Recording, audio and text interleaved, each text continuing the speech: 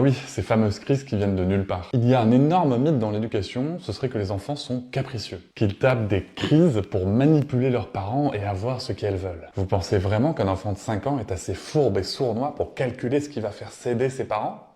Bah non, non. Un enfant qui hurle, c'est un enfant qui ressent une émotion trop forte et qu'elle ne sait pas réguler. Et oui, ça peut être des situations que toi, moi, on régule hyper facilement. La faim, la fatigue, la frustration. Mais lui ou elle, à 5 ans, ça dépasse sa capacité émotionnelle. Et quand il hurle comme sur la vidéo, c'est une demande d'aide, c'est pas une espèce de simple crise de nerfs. Notre rôle en tant que parent, c'est de l'aider à traverser et accueillir cette émotion au lieu de l'ignorer, l'engueuler ou pire. Ce qu'on peut faire pour aider notre enfant dans ce genre de situation, c'est de la co-régulation. D'abord, ralentir sa propre respiration pour l'aider à calmer la sienne et lui donner du calme au lieu du stress. Ensuite, valider son émotion. Visiblement, cet enfant est frustré.